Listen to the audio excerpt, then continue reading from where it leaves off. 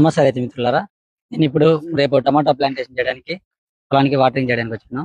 నేను ఇది ముందుగా ఎందుకు చేస్తున్నానంటే ఈ ప్లాంటేషన్ చేసేటప్పుడు కనీసం 6 to 9 hours ఖచ్చితంగా వాటర్ వేయాలి. ఎలా అంటే ఇది బెడ్ కదా, బెడ్ ఫుల్ అయిపోయి ఇక్కడ కింద నుంచి వాటర్ వచ్చి ఇలా సాలు మొత్తం వాటర్ అయ్యి బాగా తేమ కావాలి. ఇది సమ్మర్ కాబట్టి కొద్దిగా హీట్ ఎక్కువ ఉంటుంది. అలా కాకుండా క్లైమేట్ కూల్ గా ఉంటుంది, మొక్కకు ఎక్కువ హీట్ ఇవ్వకుండా రక్షిస్తుంది.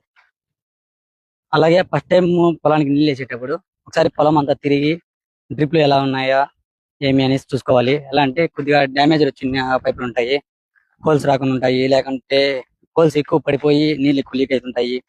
మనం మల్చింగ్ షీట్ వేసేటప్పుడు వాళ్ళు దాన్ని సరిగ్గా పడకుండా మడతలు పడిపోయి ఉంటాయి. అలాంటి టైంలో నీళ్ళు రాకుండా పోతాయి. అలాంటివన్నీ ఖచ్చితంగా చెక్ చేసుకోవాలి.